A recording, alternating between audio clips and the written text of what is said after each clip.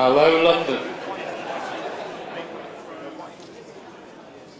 Wow, that's the fastest, most polite quieting down I think I've ever had in any room. So look, great to see everyone, the good and the great of the marketing industry gathered together. It's my privilege and honour. I am the ISBA president. My name is Pete Markey, and I'm delighted to be with you today. I've been asked to share a few thoughts. I am the thing standing between you and your lamb main course, so I'll be extremely prompt. I was brought here on a motorbike. It's really exciting. My life is not that glamorous, but I had something the other side of town, and I came on a limo bike. So I literally saw death a number of times travelling around London. My life and the entire history of ISBA flashed before my eyes. But it's delightful. Thank you, ISBA, for arranging that life-changing experience that will not be repeated. So look, welcome to the President's Lunch. I guess this is technically my lunch, and you are very, very welcome. And it's very special because it's a party season. ISBA is 125 years old.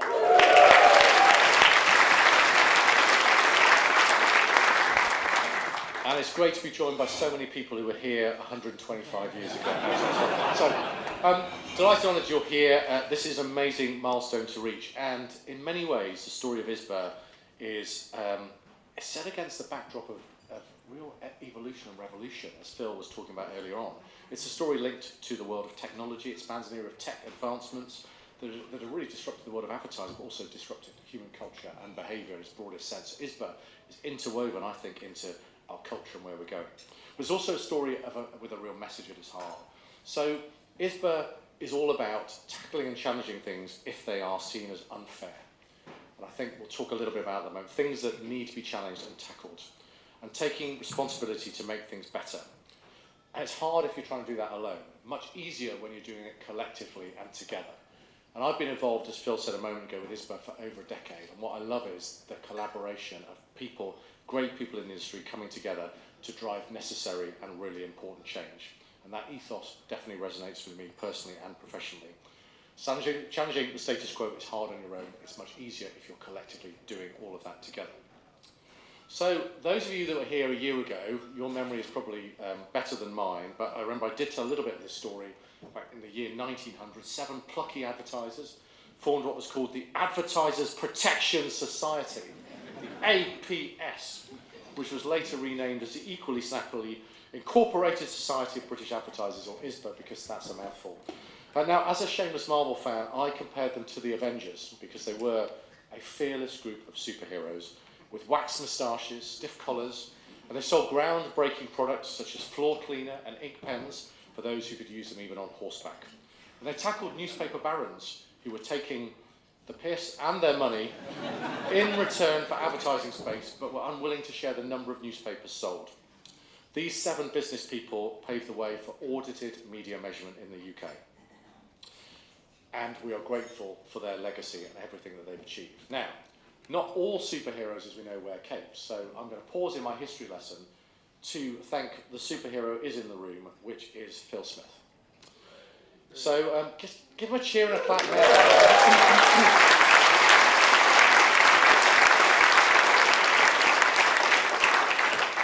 Now I'm going to say some lovely words about Phil because he's written them himself down here.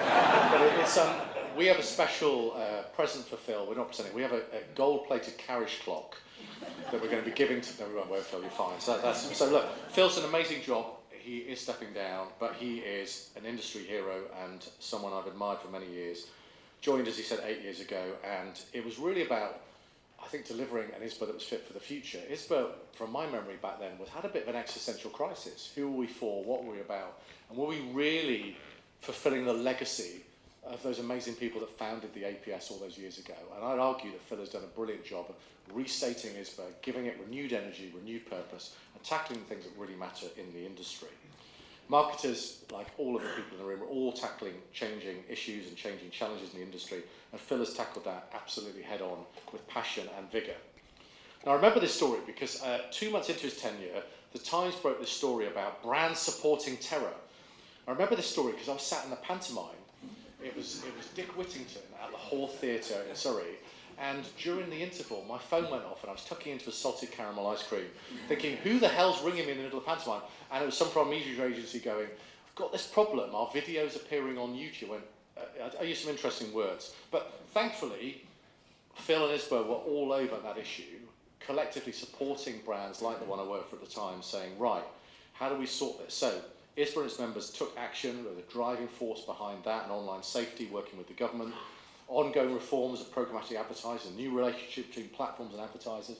Phil's agenda has all been about transparency. Phil has also taken on recently the challenge of raising the profile of accessible advertising.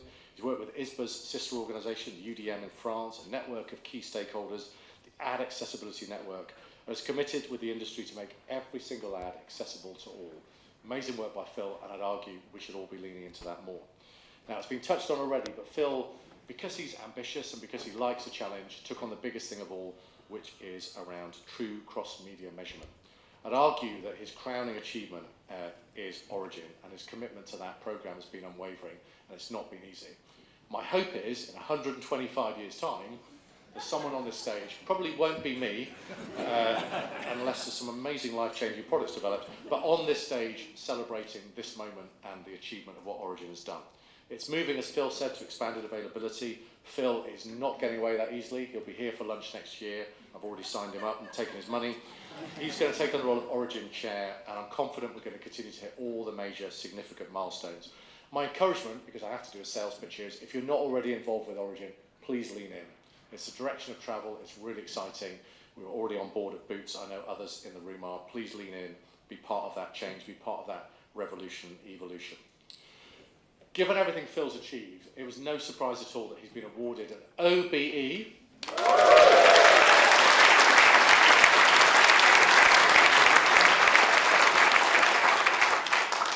So congratulations to Phil for everything you've done. You have truly made a massive difference to the industry and everything we've done. I'm now going to flip back to a bit of history. So 1900, we talked about earlier on, this amazing group of people, the self-made business person. There was this gap between the people that had wealth and those that didn't, and it was, people trying to break their way into the world. And the reason I raise that is that the main topic in this era was lino. Lino to layer the floors of your home. And that was developed by, it's called linoleum. You see, I've become an expert on this thanks to Abby, that linoleum has become the thing that's kept me awake and woken me up in the morning. Someone called Frederick Walton was the king of linoleum. He had this challenge around, every home's now getting this thing, but how do you clean it? I know many of you have thought this, doing many sleepless nights yourselves. Now, one of ISBA's founders had the answer. He was a guy called William, I'd like to call him Will Catsby. He invented lino polish. Now, he identified that the way to tell people about lino polish was newspapers. So it was him, and he thought, well, look, mass reach, its frequency, this is the way to get my lino polish to the masses. It's this great thing, we can promote it, we've nailed it, we can get it out to these audiences, we can do it. But this was the challenge, as we talked about earlier on. It was very hard to measure who it was reaching and the impact of what it was having. It was thanks to him and linking with those 7 founders that he took on the challenge with the newspaper brands at the time, and hence we've got the measurement. But it all started with lino flooring. So who's to know what's going to trigger the next revolution? Maybe not lino flooring. The media landscape, as we said, has changed dramatically. It changed back then, it's kept changing. The next 75 years since that period, the joy of lino, radio, cinema, TV, all growing, regulation coming as well is super important. The importance of truthful, accurate, fair, relevant information in place as well. And those ISBA members, as the organisation moved from APS to ISBA and beyond, they were grappling with the future. They were grappling with the challenges and what to do. And ISBA and the APS at the time have done everything they can to stand by the members and develop that proposition, work with them for a fairer, stronger trade body as well. So I'd argue we are facing a whole bunch of new challenges, aren't we? We're all aware of them. We want to grow our businesses in a sustainable way, but we've got emerging technologies, we've got new marketing challenges. We have AI. AI is definitely changing my life in more ways than one. Someone taught me this week that you should have an argument with AI. Have anyone had an argument with AI? I'd encourage you to go home tonight and have an argument with ChatGPT. It's fascinating. So I encouraged to do this 2 days ago, and I've been in constant argument with ChatGPT since. So go and ask it a question. It could be as simple as, who is Phil Smith? That's a good question to ask, because we know he's a legend, but does ChatGPT know Phil Smith? Then you go back and say, that was a bit slow. And ChatGPT comes back and apologises to you for being slow and explains why it's been slow. And then you go on arguing from that point onwards. It's a great way with a glass of wine, spend an evening, argue with ChatGPT. The other trick I didn't know is asking AI to be something. So take on a role. So imagine you are a management consultant for McKinsey, do this, and it gives you a very different answer. Anyway, you might know that already, but anyway, you can see I've got too much time on my hands at the moment. Look, so lots of innovation, lots of exciting things coming, but I think, with what we're doing in ISBA, there's going to be an ongoing collective voice that we need. And I think that voice is more important because Phil is moving on, Simon is coming in. We spent a lot of time on that recruitment process. Marg, myself, the rest of the executive team at ISBA.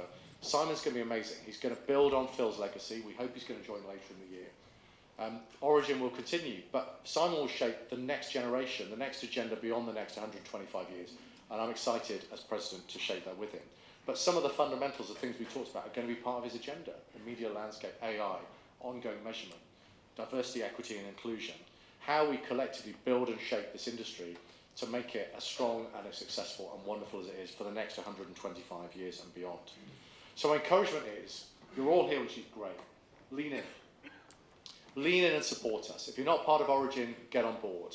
Lean into ISBA, support Phil in this transition period, help Simon as he comes on board, because ISBA is about the collective, amazing power of all the wonderful people in this room, and together, I'm confident we can shape the future for the next 125 years.